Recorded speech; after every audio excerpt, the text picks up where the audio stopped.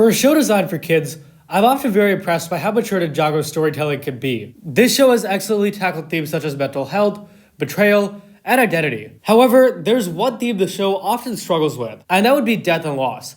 And today, I'm going to go over how Ninjago has tackled this issue and how the show can improve its portrayal of death in the future.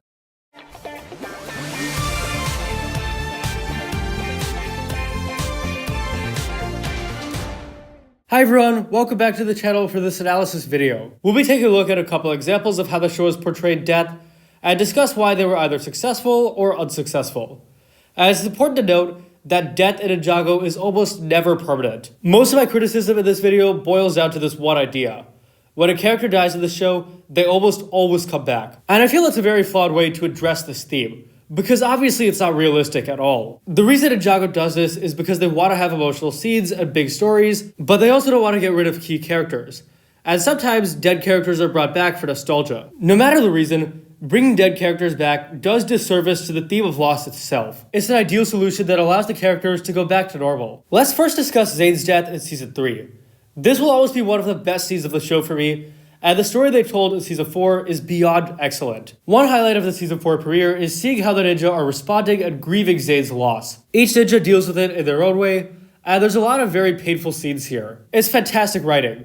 But the only problem is that Zane was never really dead to begin with, and the characters find this out halfway through the premiere. Season 4 never really focuses on this grief again, and it shifts to this quest to find Zane and bring him back. And of course, Zane does come back, and things just kind of go back to normal. The focus on grief in episode 35 is excellent, but I kind of wish it was expanded on more, because it feels like it's brushed aside really quickly. Also, knowing Zane comes back makes these scenes feel less powerful in hindsight, because we know that this grief is just temporary, and that ultimately everything ends up being okay. The initial aftermath of Zane's death is great, but the problem is that it's initial. There's no long-term story here because Zane ends up coming back. Everything I've said so far also applies to Nya's return to Crystallized, which was leagues worse because it just wasn't a good story at all. This story follows the same structure as Season 4's premiere, where we see the ninja are grieving, and then that quickly goes to the side as soon as Nya comes back. And what makes this one worse is at least Zane had a good story of his own, Nya just has nothing. Another awful portrayal of loss, also from Season 15, is of course Harumi's return.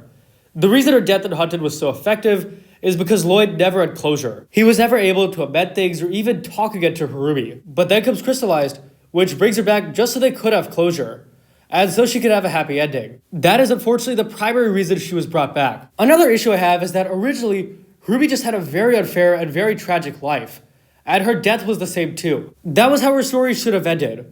It's sad, but that's the point. Sometimes people just have cruel lives, and there's no way around it. But in Season 15's fantasy world, everything has to be happy, and so this portrayal of loss and her death was really botched. So we've discussed a couple unsuccessful examples.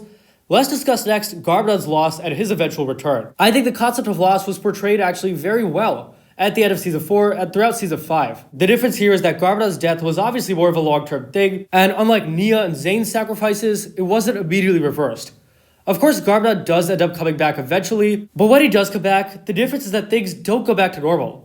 He comes back completely different and much more evil. Even after Garmadon is back, throughout the Oni trilogy, Lloyd continues to grieve the loss of his true father. This was a very clever way to bring back Garmadon without completely reversing the loss that Lloyd suffered. I feel another strong example, and one that's actually ongoing, is the loss of Wu in Dragon's Rising so far. Wu is the only main character whose status we don't really know yet. It's kind of suggested he's a monastery ghost, but we've only seen Wu in the series so far through flashbacks. And there are a couple scenes where we see Lloyd wishes he could talk to Wu or ask his uncle for advice, but he can't, and he has to live with this reality and adapt. This is a great portrayal of loss, and I hope the show continues this, and that Wu never truly returns. I also like this because it's the longer-term focus that we were missing previously. It's presumably been years since Wu was gone, and we're seeing the longer-term focus of how this affected Lloyd. And so to wrap things out, the best way for Ninjago to tell a story about death is to tell a story that has permanent effects. A story about a character who has passed away for good and is not going to come back. That is the best way Ninjago can handle a serious topic, and it's the best way it can do it justice for its young audience. And thank you so much for watching. If you enjoyed, please leave a like, subscribe, share with anyone ever you know, share your take on Ninjago's portrayal of loss below, and I'll see you guys next time.